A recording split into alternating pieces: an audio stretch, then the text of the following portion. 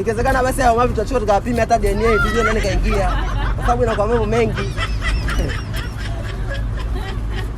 Yaani ikiwezekana tupime hata tujue DNA ni ya nani anachukua. Yaani dada bora hata umenipigia. Wewe dada kwani unaenda kumwambia unaenda kwa bosi unakuja unanisingizia eti mimi naambia mimi nimeingia chooni nimekunya kule kweli?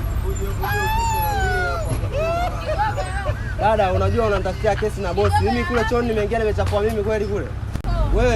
Wewe pale unajua kabisa ofisini tupo watu wengi. Alafu unakuja unanisingizia mimi tunaambia wewe kijana fulani kaingia chooni kanya. Mimi ndio nimechafua kule.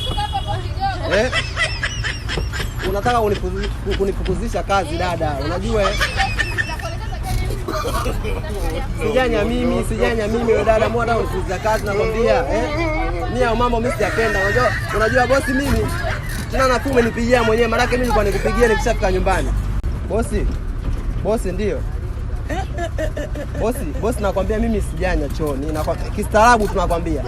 Aloingia ni mtu mwingine ikiwezekana basi hao mavi tutachukua tukapime hata DNA tujue nani kaingia. Kwa sababu inakuwa mambo mengi. Yaani ikiwezekana tupime hata tujue DNA ni ya nani anachafua chooni. Konda kanisaidia hapo mbele. Ila jua kama mimi kaingia chooni sijanya mimi na dada ni ausho hata kunisingizia. Konda kanisaidia.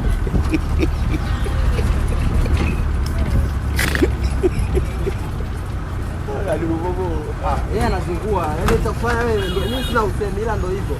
Kesho hapa tunakuja kuzini kila mtu atapima mavi yake. Tajua nani gani.